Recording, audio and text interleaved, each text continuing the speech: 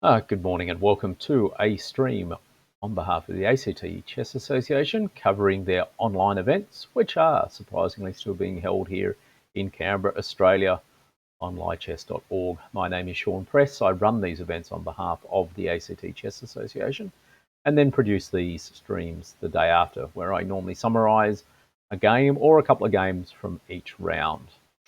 Last night saw the first round of a new long time control tournament. We're down to one long time control tournament a week.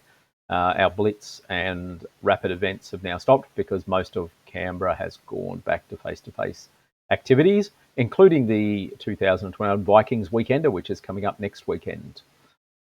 And that will be the first big face-to-face tournament we've had in Canberra since the Winter Open in the middle of the year. But last night's event was the first round of our Thursday Standard.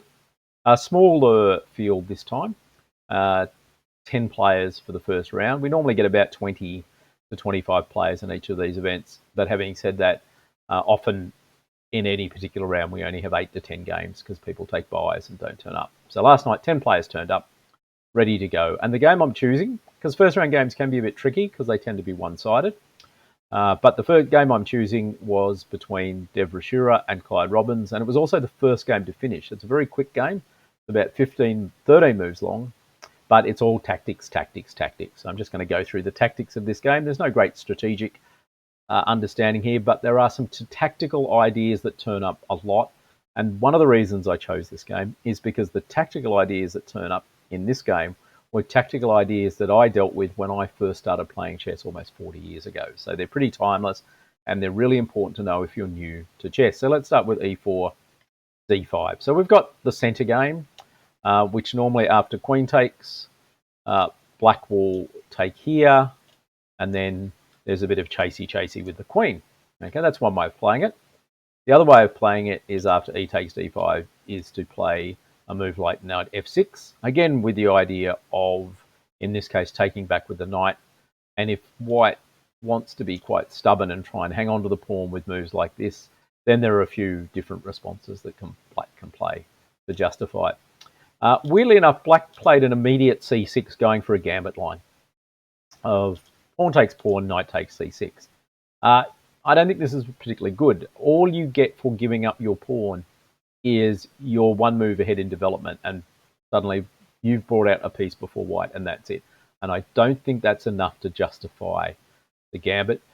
If you've got other things in the center, it might be better. So, for example, let's just come back all the way to here and talk about some other potential gambits that you can play. You can play e5 and then look for the currently fashionable Stafford gambit, which is knight takes e5, knight to c6, knight takes d takes. I think this opening is pretty poor, by the way. I think white is just better here. But the argument, at least in this case, is that not only is black ahead by developing the knight and white is catching up, white also has to spend a second move to move the d pawn to let the bishop out. So you've kind of picked up 2 tempo for the sacrifice pawn, and that's kind of starting to at least give you some justification for giving away material like that. And the other similar idea, gambit, turns up actually in the king's gambit with f4, c5, and after e takes, then you play c6 here. And then after d takes, you bring the knight out. The difference between the line that I just showed you before is that you've already got your pawn in the center, the e-pawn. And that does give you some compensation. And in fact, to be honest, even having sacrificed the pawn, this position is considered equal. I play this as black against the king's gambit, and I'm quite happy with my positions and the results I get. So this one's an okay one, especially if white gets carried away and captures the pawn on e5, because queen h4 just wins. You can either play g3 and then lose the rook in the corner to that well-known fork. So this is why I'm talking about tactics today, because the trick of being able to check here and then after g3 pick up the rook in the corner is a pretty common one, worth learning if you don't know it already. Or if you try and hang on to the rook, it can be a lot worse. King e2, queen check, king f2, bishop comes out with check. Now, the only way for black to hang on for white to hang on for a few more moves is to play d4 and sacrifice your queen, which is no joy. Because if you play g3, then queen takes e5. If you play the king to h4, okay, That's an insta mate with bishop e7. Backward moving bishop moves are hard to spot sometimes, by the way. But in this case, there. But if you go to f3, then queen f5. Similar, you're going to walk into mates if you're not careful. But if you play king e2, then queen e4 is mate. And suddenly, yep, there you go. You've been greedy, grabbed the pawn, got mated, which is kind of what gambits want you to do. But there are good gambits and there are poor gambits. And in this case, I think this is not a great one. Because after d6, as I said, white's just better. So, and you can see that white has no problem developing their pieces. They're a pawn up, and black's not doing anything to stop them bringing out the pieces. So black goes for some space in the center, and bishop c4. And you're looking at f7, and there's also ideas about knight to g5 and f7. And basically, for the rest of the game, these are the tactics you're going to be looking for. Keep an eye on f7 almost every move, and you'll see what I'm talking about. So, bishop to g4. And white played h3. To be honest, I'm almost always keener to play castles in this position. If you can castle, you should castle. Because h3, sure, does some stuff, but king safety is a little bit better. Because if white was worried about knight to d4, pinning because the knight's pinned, and you've got this pin here, and this annoying attack here, this is where your tactics on f7, which you need to know, now come into play. You just played bishop takes f7 here. Because after king takes f7, you play knight takes. And you've got this fork. You've got the knight, and you've got the attacking the king and attacking the bishop. And when the king moves out of danger, you just take the knight, take the bishop with the knight. Knight takes, queen takes is fine. And you're just completely winning, especially if black gets carried away and tries to take down here, at least to get something, because you've just been checkmated with queen e6. And the game's over. A lot of these tactics I basically learned in the first 6 months of my serious chess career, and they've stuck with me ever since. So they're good ones to know.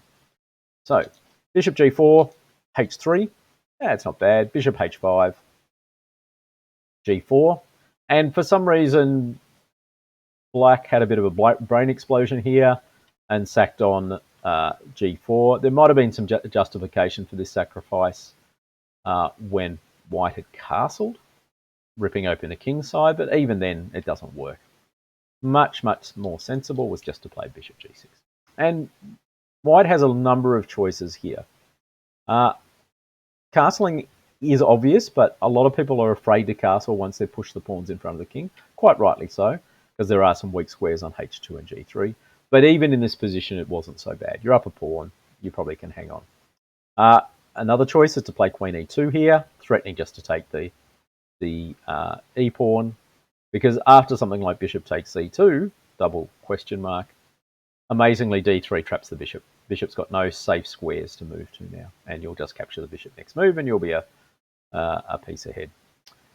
And finally, you can play d3 straight away to stop the bishop taking on c2, not that you have to. And after bishop c5, there's a couple of interesting moves, some that are good and some that are bad.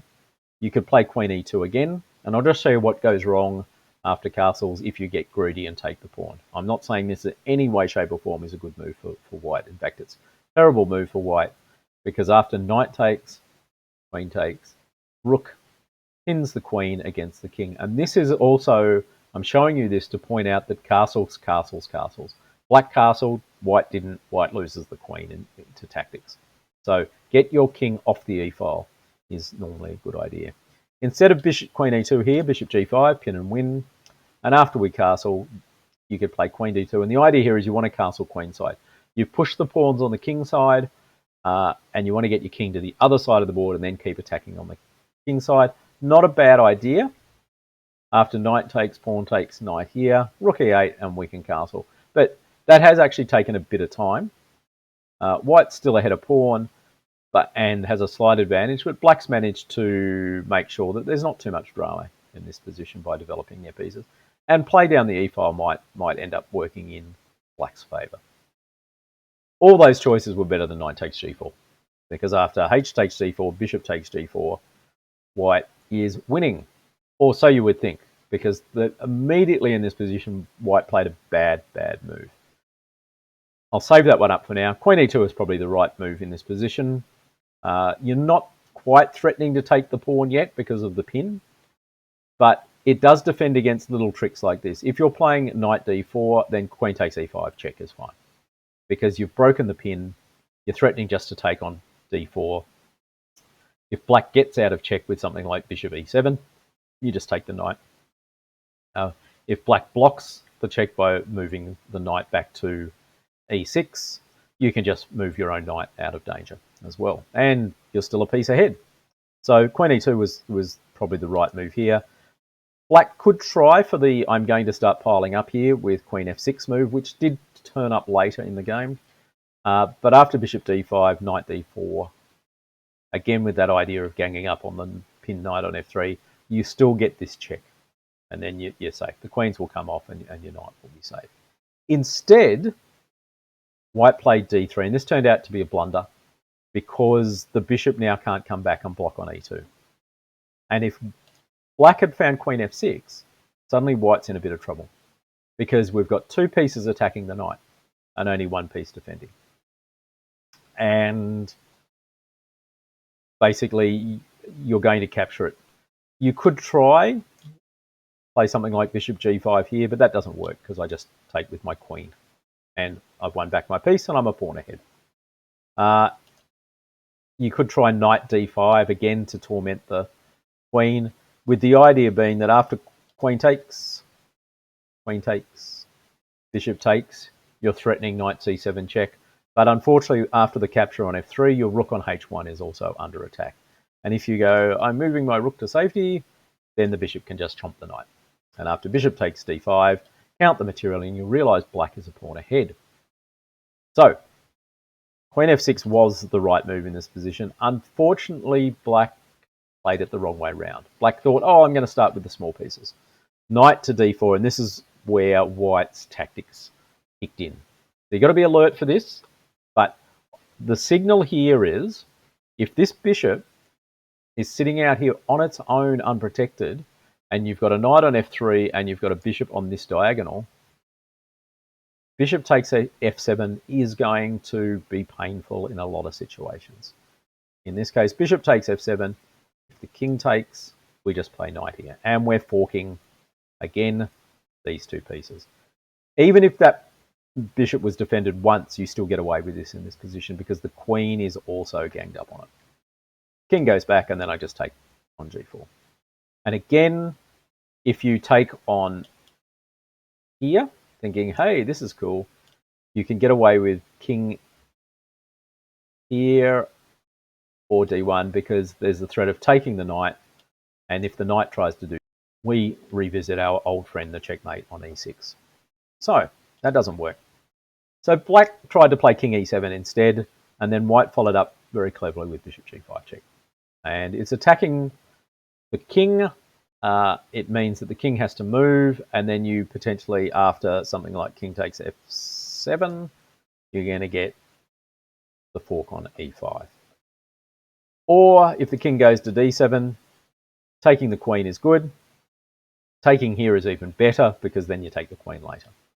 But so king takes f7, and then you just pick up the queen. No, wait, you don't just pick up the queen. Knight takes e5, which was played in the game, was the correct move, and so correct that white won because black resigned here.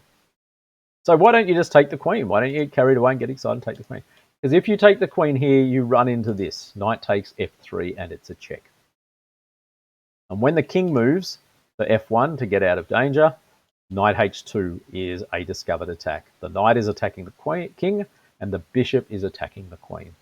And after you get rid of the knight, I take the queen, you take my bishop, I take your bishop on d8, and then we do a little bit of arithmetic, and we find the position is completely equal.